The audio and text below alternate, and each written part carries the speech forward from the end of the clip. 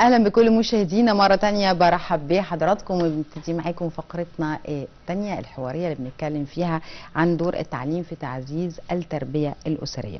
هنتكلم النهارده مع حضراتكم عن اهميه التربيه الاسريه. احنا بنودي مدارس بطبيعه الحال، بنتعلم مناهج، بنتعلم لغات، تاريخ، حاجات مختلفه، لكن هل بنتعلم في مدارسنا او هناك مدارس متخصصه في تعليم التربيه والاسره وفن التربيه؟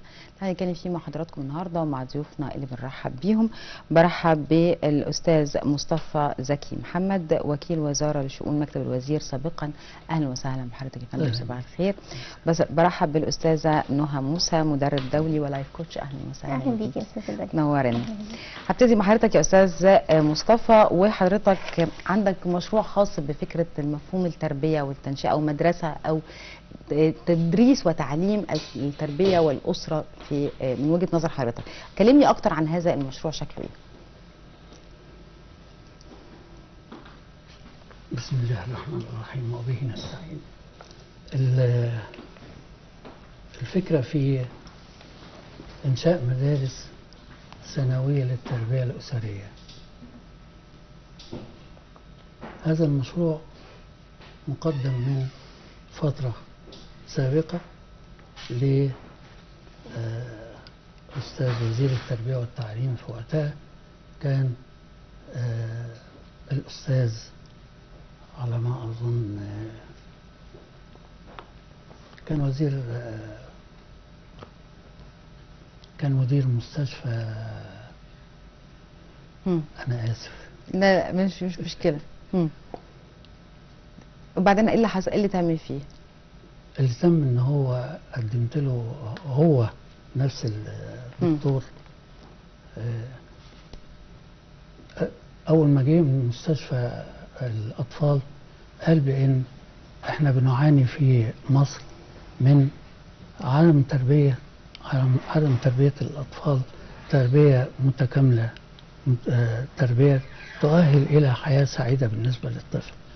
فانا بفكر، ده الوزير اللي بيقول في الاجتماع، أنا بفكر بأن نعمل مدرسة تدرس الحياة الأسرية اللي احنا بنفتقرها دلوقتي في بلادنا، بحيث أن الأمراض الكثيرة التي يعاني منها الطفل بتؤثر على البنيان البشري في الدولة. نعم. أنا يعني أخذت الموضوع وعملت تكوين لمشروع خاص بمدارس التربية الأسرية. طالما إن هنا كان هيبقى فيها يا فندم طلبة وطالبات، ولا المقصود بها الفتاة بس أو المرأة؟ ليه؟ الفتاة. أيوة، ليه بس هي الفتاة؟ هي يعني نص المجتمع، ما هياش المجتمع كله. لا، هي بتربي طبعا المجتمع كله، بس أقصد إنه المسؤولية بتقع على عاتق الاثنين مش على الفتاة بس. أيوه. ليه؟ لأن تكوين الفتاة يختلف عن تكوين الولد. تكوينها الجسماني، تكوينها النفسي، تكوينها التطلعات بتاعتها تختلف عن تكوين الولد. الولد ممكن ان هو له مجالات تانية، ياخد فكرة عن التكوين الأسري أو الحياة الأسرية، ولكن هي بتتخصص فعلا في أشياء ليس للولد دخل فيها. لا انا فاهمه طبعا، اكيد الولاده والتربيه اكيد بس انا اقصد انه هم كمان محتاجين مدارس للتربيه الاسريه للذكور مش بس للاناث. هو مش بيتجوز ويمشي يسيب لها هي البيت. ولذلك يعني برضه انا فكرت في ان التربيه الاسريه لا تكون فقط للفتاه بالظبط، ولكن ممكن في تخصصات، يتعمل منهج لمدارس بنات في التعليم العام. صحيح. مش لازم أسري، تعليم عام. لابد انها تاخد فكرة عن جزء كده عن الحياة الأسرية. بالنسبة للطفولة، بالنسبة للأمومة، بالنسبة للعلاقات الأسرية،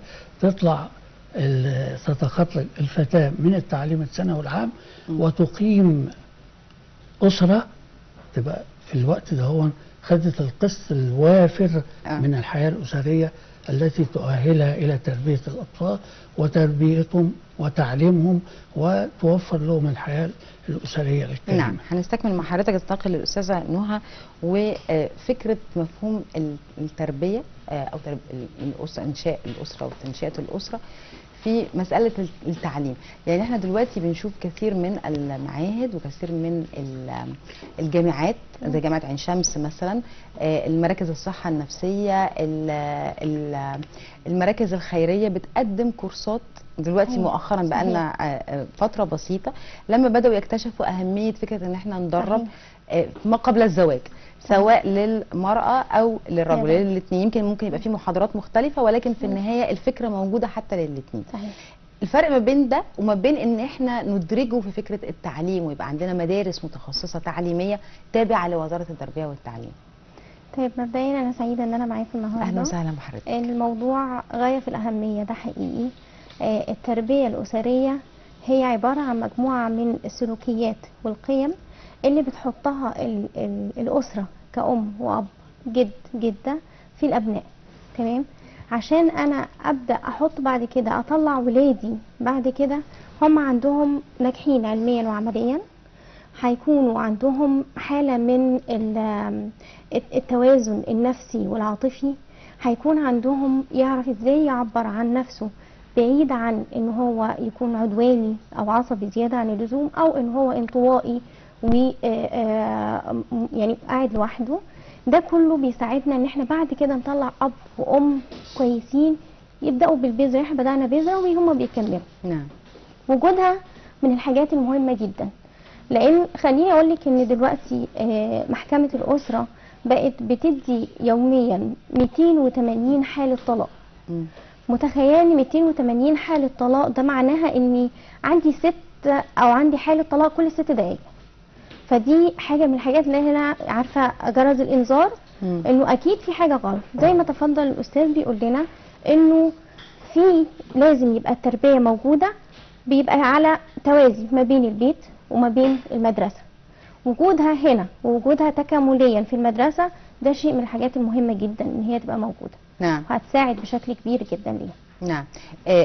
استاذ مصطفى، زمان في المدارس كان في حصص تدبير منزلي واشغال اللي هي كانت اشغال الابره والتريكو والخياطه، وكان في الولاد كانوا بياخدوا حصص للزراعه يعني كان في حاجات هي مش موجوده دلوقتي خالص، اختفت تماما من المدارس. صحيح. مع الاسف والله دي كانت حاجات جميله، كنا بنتعلم ازاي نعمل مربى وازاي نعمل اكلات وازاي يعني حاجات ما علينا، المهم انها اختفت. الفرق ما بين ده، هل ده كان يعني اختفاء مثلا بدايه ان احنا هنعمل حاجه متخصصه اكتر، او ده اللي حضرتك بتقصده بفكره انه يبقى في مرحله الثانوي مدرسه متخصصه؟ زمان اكتر كان في حاجه اسمها الثانوي النسوي اللي هو كان شفنا حتى في فيلم لبنى عبد العزيز وعبد الحليم سادة الخاليه. هو ده. ده كان في سنه 24 1924، وبعد كده هو بعدها بمدة اتحولت من مدارس نسوي إلى ثقافة نسوية، وبعدين طورت تاني إلى أحسن، لغاية ما جم اللي قالوا ما نفصلش البنات عن البنين تعليم عام، وهنا كانت الكارثة. فإحنا بنسترد مدارس التربية الأسرية للبنات علشان تقيم دولة، تقيم بيت الأول وتقيم دولة، وإحنا في أمس الحاجة إلى هذه النوعية. في 3 مجالات موجودة في المدرسة. أول حاجة تكوين الفتاة، تكوينها شخصية، وبعدين تمكينها أسرية، وبعدين تأهيلها وظيفيا. يعني مش هنيجي بقى نقول دي ست بيت وهتقعد في البيت وهتعمل مشاكل، ولا لابد ان هي يعني اذا هنا يا فندم التعليم كمان مش بس علشان تبقى ازاي تعرف تنشئ الابناء، ولكن ايضا هي الاستفاده منها او هي تستفيد من هذا التعليم بحيث ان هي تقدر تلاقي مجال عمل في مجالات مختلفه. هو ده المقصود كمان ايضا المقصود. ليس فقط يعني احنا مش يعني عشان بس الناس تبقى فاهمه ان احنا مش بنعمل ده عشان نقعد المراه في البيت او بنحصر دورها أبداً. في فكره انها تبقى بس في البيت او تطبخ او تغسل، لا ده احنا كمان بنساعدها في تكوين مشروعات في انها تعمل في مجالات مختلفه. صح؟ هي منزل، ابناء، زوج، الجد، المعاق، كل ده موجود في الاسره. وهي في نفس الوقت عامله وحده انتاجيه في البيت. ايوه. بحيث ان تغطي كل الحاجات اللي سيادتك اتكلمت فيها. ان هي من حيث التغذيه، الطهو، الملابس، أيوة. البيت، تنظيف، كل ده هو موجود هنا كمنهج.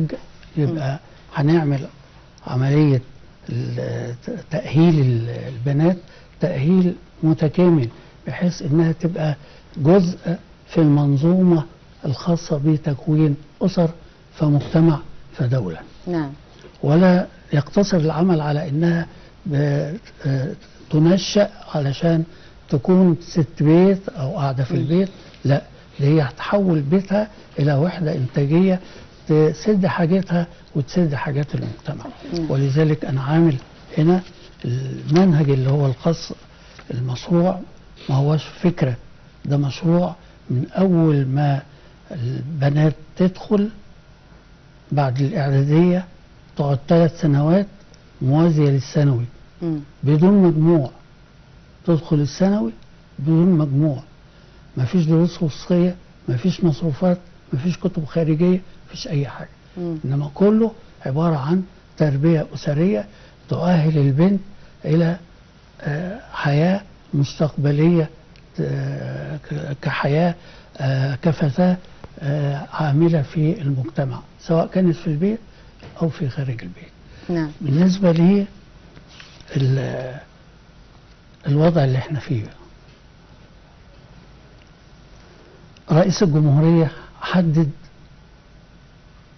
ربنا يديله الصحة ويبارك فيه، حدد ملامح الدولة عشان ما نكونش بس في مدرسة أسرية بعيدة عن الدولة والنهضة اللي احنا موجودين فيها. نعم. حدد الملامح في ان دولة مصر الحديثة حددها في انها تكون دولة مدنية، لا طائفية ولا حزبية ولا دولة دينية، دولة مدنية، دولة ديمقراطية، حكم الشعب للشعب، والشعب يتخير ما يحتاجه من نواب. دولة حديثة مش متطورة وما هياش جديدة، لا جديدة ولا مطورة. نعم. لشيء قديم، إنما دولة حديثة في كل شيء. وحدد ملامح الدولة دي بأنها دولة ذات بناء عمراني وبناء بشري وبناء أمني. حضرتك بتشوف انه هنا البناء البشري بينطبق بقى على هذا الموضوع؟ هو البناء البشري. نعم. يبقى احنا محتاجين إلى بناء بشري من القاعدة إلى الأعلى. القاعدة اللي هي البنية التحتية. مين البنية التحتية للبناء البشري؟ الأم، الزوجة، المرأة. المرأة هي الأساس في الإنتاج البشري للدولة في الدولة الحديثة اللي عايزها رئيس الجمهورية وعايزينها كلنا. نعم. طيب. اتفضل. لا انا كنت هنتقل لاستاذه نهى عشان كان عندها تعقيب شايفاه بقى لها شويه. اتفضلي يا استاذه نهى.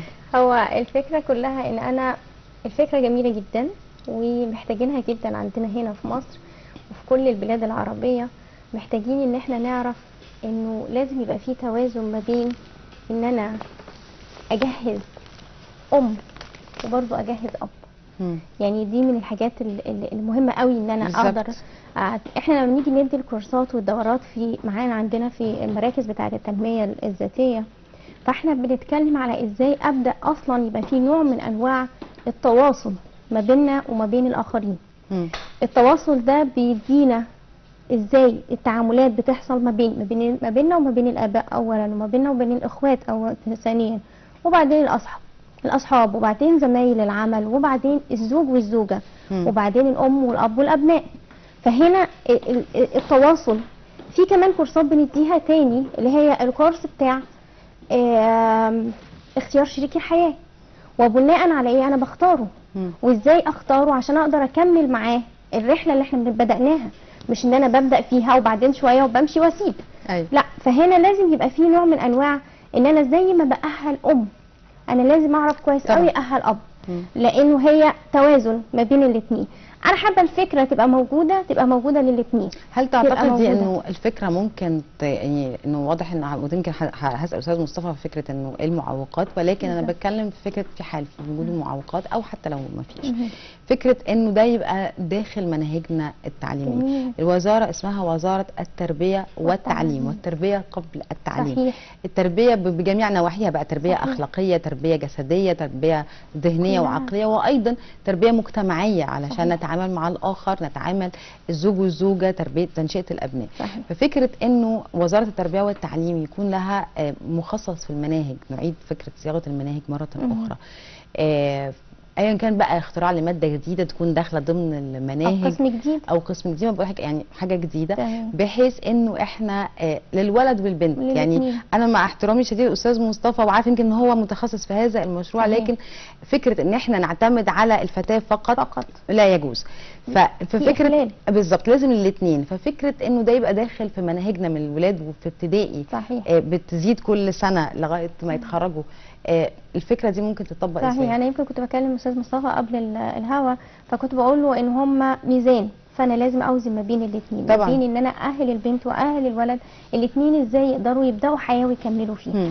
فكره ان يبقى في قسم في المدارس ده شيء من الحاجات الضروريه. هي ممكن ما نسميهاش تربيه او اللي هي حصص الاقتصاد التدبير المنزلي، ممكن نسميها اداره حياه. وبيندرج تحت منها حاجات كتيرة جدا. صحيح. إدارة الحياة من أول ما أنت بتقولي أنا بأدير نفسي وبعدين أدير الناس اللي معايا بعد كده، لأن أنا لو معرفش إزاي أدير نفسي وأفهمها وأتفهم نفسيتي وأفكاري ومشاعري وأقدر أعبر عليها بشكل سوي وبشكل متوازن، مش هقدر بعد كده أطلع أبناء أسوياء، مش هقدر أتعامل مع زوج بشكل سوي، مش هقدر أتفهم الفرق ما بين فرق الفروقات ما بين الرجل والمرأة، سيكولوجيات كل واحد فيهم.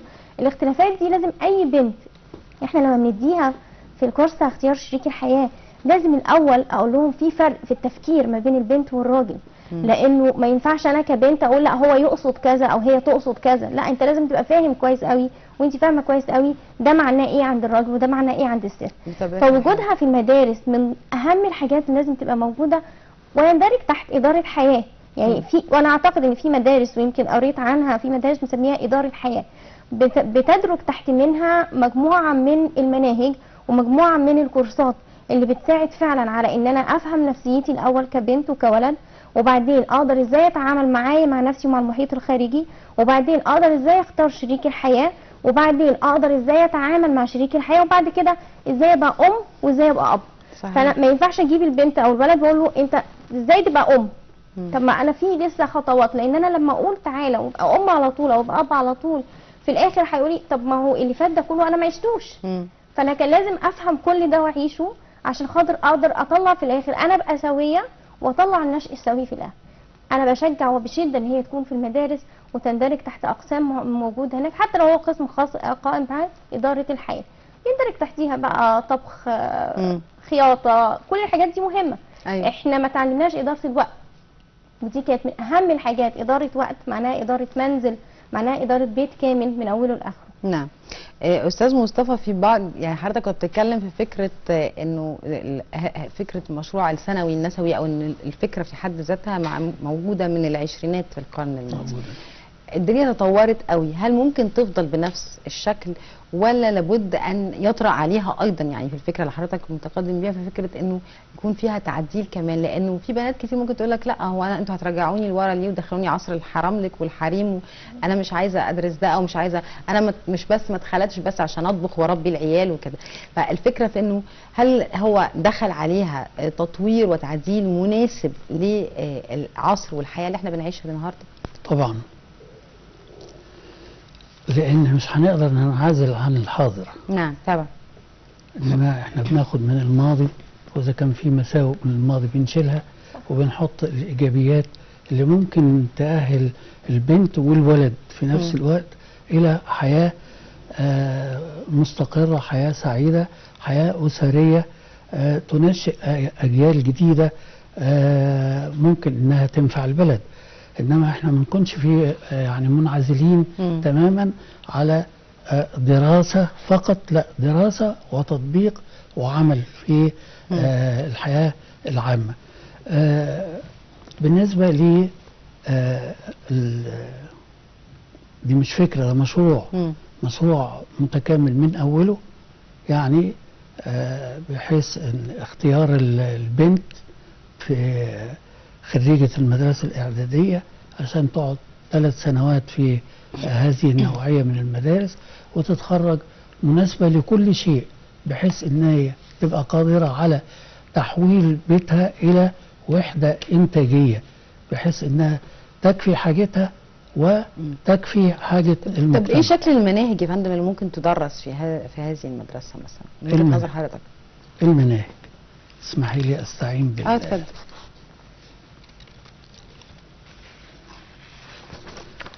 المدارس سميت بمدارس نهضة مصر الثانوية للتربية الأسرية للبنات. الالتحاق بهذه المدارس من الناجحات بالشهادة الإعدادية بأي مجموع،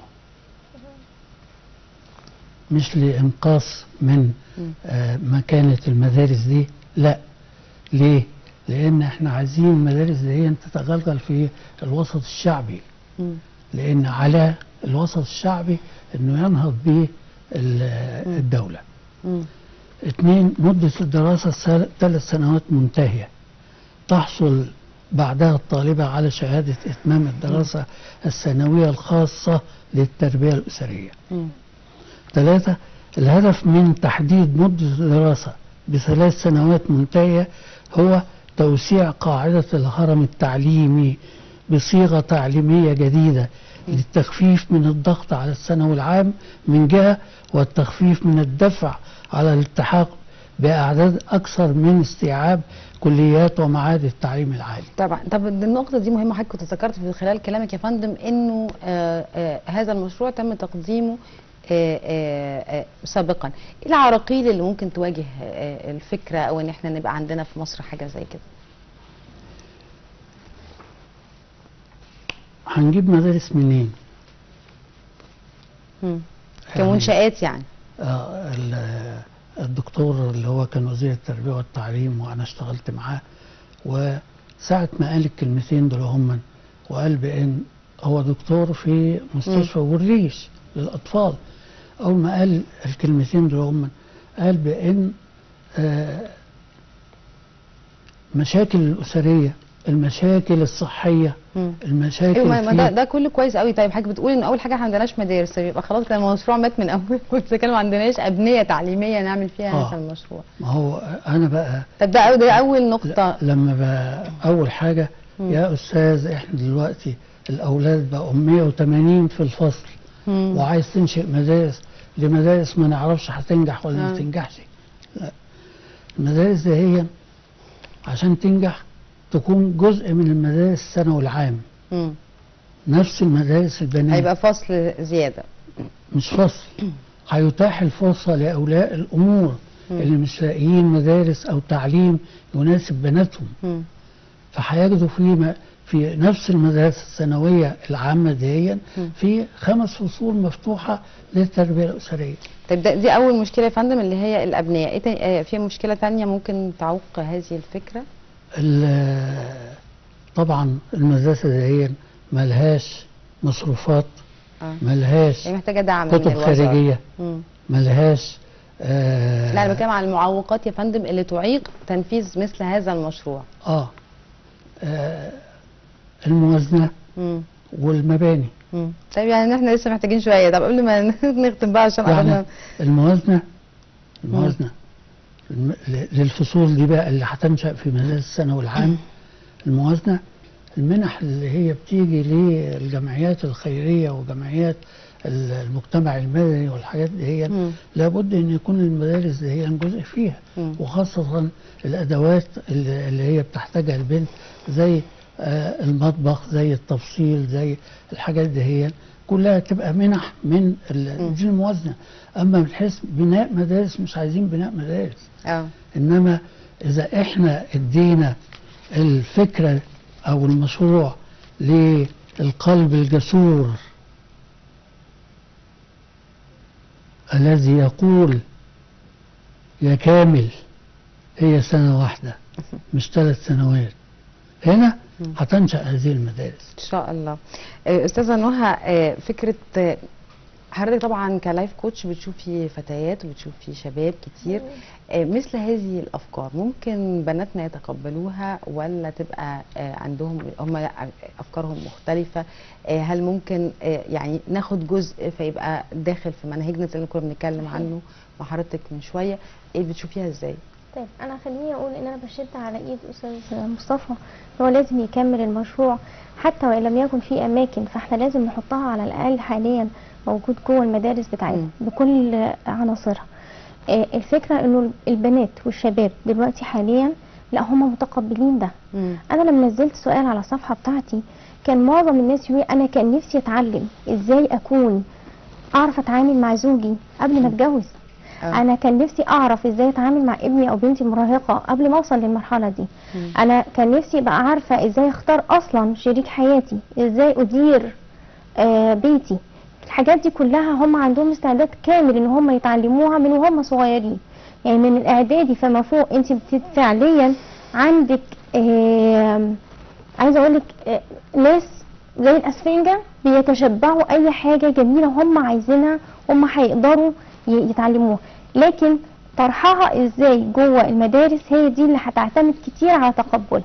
يعني مش هروح اقول ده تدبير منزلي فانت هتروحي تعملي تدبير منزلي، في الاخر ما بقاش ده تقبل البنات بصفه عامه. لكن انا لما اجي مثلا اقول هي اداره حياه، اما اجي اقول احنا بنتعلم ازاي تنمي نفسك، ازاي تتعلمي حياتك بعد كده، ده كله يوم ورا يوم هتبص تلاقي فعلا البنات والشباب انا فعلا بربي نشأة، انا فعلا بعرف ازاي اختار شريك حياتي من الاول، انا فعلا بعرف ازاي اتعامل مع زوجي او بعرف ازاي اتعامل مع زوجتي، انا فعلا بعرف ازاي اربي ولادي. نقدر نتفاهم، فمش هنوصل لمعظم حالات الطلاق اللي بتبقى موجوده دلوقتي لاتفه الاسباب. ليه؟ لان انا فعلا مش عارف افهم الطرف الثاني. استاذه نهى موسى، مدرب دولي ولايف كوتش، انا بشكر حضرتك شكرا جزيلا، نورتيني النهارده. استاذ مصطفى زكي محمد، وكيل وزاره شؤون مكتب الوزير سابقا، اهلا وسهلا بحضرتك، نورتنا. بشكرك وبشكر كل الساده المشاهدين على طيب المتابعه، والى اللقاء. شكرا. شكرا ليك يا استاذه. واخده الواحد تنادينا تلاقينا ثانيه الكل فواح، في عز ما تكون الدنيا واخده الواحد تنادينا تلاقينا ثانيه الكل